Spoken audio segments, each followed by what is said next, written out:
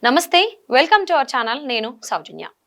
విపక్షాలు విమర్శించిన, ఈసీ వద్దని ఉత్తర్వులు ఇచ్చిన వాలంటీర్లను ఏదో ఒక విధంగా ఎలక్షన్ డ్యూటీలో ఇరికించే ప్రయత్నం చేస్తున్నారు జగన్ అండ్ కో. గ్రామ సచివాలయ సిబ్బందితో పాటు వాలంటీర్లకు కీలకమైన ఎన్నికల బాధ్యతలు అప్పగించవద్దని కేంద్ర ఎన్నికల సంఘం స్పష్టమైన ఆదేశాలు జారీ చేసింది. ఇంత క్లియర్ గా చెప్పినా కూడా పోలింగ్ బూత్ లో వైసీపీ ఏజెంట్లుగా వాలంటీర్లు కూర్చోవాలని మాజీ మంత్రి ధర్మాన చేసిన కామెంట్స్ సంచలనం సృష్టించాయి. ప్రభుత్వం నుంచి వేతనం తీసుకుంటున్న వాలంటీర్లు ఒక పార్టీ ఏజెంట్లుగా పనిచేయవచ్చా? ఎలక్షన్ కమిషన్ నిబంధనలు ఏం చెబుతున్నాయి? జగన్ సైన్యం పోలింగ్ బూత్ లో ఉంటే ఫలితాలు తారుమారవుతాయా? Let's watch. వైసీపీ అధినేత జగన్మోహన్ రెడ్డి ముఖ్యమంత్రి పీఠం మీద కూర్చోగానే సొంత సైన్యం తయారు చేసుకున్నారు. ప్రభుత్వ ఉద్యోగ నియామకాలన్నీ పక్కన పెట్టి గ్రామ వార్డు సచివాలయాల పేరుతో 1,26,000 మందిని రిక్రూట్ చేసుకున్నారు. రెగ్యులర్ పే స్కేలుతో గవర్నమెంట్ ఉద్యోగుల్లో చేరిన వాళ్ళంతా తన కోసమే పనిచేయాలనే అభిప్రాయంతో ఉన్నారు సీఎం జగన్. వీరికి తోడు వాలంటీర్ల పేరుతో మరో 2.5 లక్షల మందిని నియమించారు. ఏపీలో గ్రామ పంచాయతీలు, పట్టణాల్లో వార్డులు కలిపితే 15,000కు పైగానే ఉంటాయి. అంటే ఒక్కో గ్రామంలో, వార్డులో సచివాలయ ఉద్యోగులు, వాలంటీర్లు కలిపి 25 మంది పైనే ఉంటారు. సంక్షేమ పథకాలు అమలు దగ్గర నుంచి ప్రభుత్వ రికార్డుల తయారీ వరకు అన్ని పనులు వీరి ద్వారా జరిగే విధంగా రూల్స్ ఏర్పాటు చేసింది జగన్ సర్కార్. రెసిడెన్స్ సర్టిఫికేట్ దగ్గర నుంచి కుల ధృవీకరణ పత్రం వరకు, ఓటర్ కార్డు నుంచి రేషన్ కార్డు వరకు, ప్రభుత్వం నుంచి ఏ విధమైన గుర్తింపు పత్రం కావాలన్నా, సంక్షేమ పథకాలు అందాలన్నా సచివాలయ ఉద్యోగులు, వాలంటీర్లు ఓకే అనాలి. విలేజ్, వార్డు సెక్రటేరియట్ ఎంప్లాయీస్ కి సర్వీస్ రూల్స్ ఉంటాయి కాబట్టి వీళ్ళు నిబంధనలు పాటించాలి. వాలంటీర్లకు అలాంటి నియమ నిబంధనలు ఏమీ లేవు. వీళ్ళు ప్రభుత్వ ఉద్యోగులు కాదు, స్వచ్ఛంద సేవకులు మాత్రమే. అయినా వీరిని అడ్డగోలుగా వాడేస్తోంది జగన్ సర్కారు.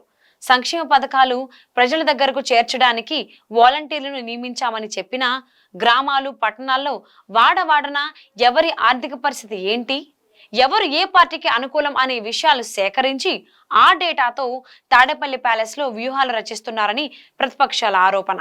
ప్రజల డేటా సేకరించడంతో ఆగకుండా వార్డు సచివాలయ సిబ్బందితో పాటు వాలంటీర్లకు ఎన్నికల విధుల్లో కీలక బాధ్యతలు అప్పగించే ప్రణాళిక తెరపైకి తెచ్చింది జగన్ ప్రభుత్వం.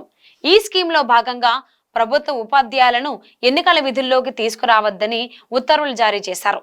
ఈ అంశంపై అపోజిషన్ పార్టీలు కేంద్ర ఎన్నికల సంఘానికి ఫిర్యాదు చేశాయి. ప్రతిపక్షాల కంప్లైంట్ పై స్పందించిన ఈసీ సెక్రటేరియట్ ఉద్యోగులు, వాలంటీర్లకు ఎలక్షన్ డ్యూటీలో కీలక బాధ్యతలు అప్పగించరాదని ఆదేశించింది. ఓటర్ల వేలిపై ఇంగుచుక్కలు వేయడం వంటి చిన్న చిన్న పనులకు మాత్రమే వీరిని ఉపయోగించుకోవాలని ఉత్తర్వులు జారీ చేసింది. ఎలక్షన్ కమిషన్ ఎన్ని కండిషన్లు పెట్టినా, దొడ్డిదారిలో అయినా అడ్డదారిలో అయినా వాలంటీర్లను పోలింగ్ బూత్ లోకి తీసుకొచ్చేందుకు అన్ని మార్గాలు అన్వేషిస్తున్నారు అధికార పార్టీ నాయకులు. మాజీ మంత్రి ధర్మాన ప్రసాదరావు వ్యాఖ్యలతో ఎన్నికలపై తాడేపల్లి ప్యాలెస్ వ్యూహాలు బయటకు వచ్చాయి.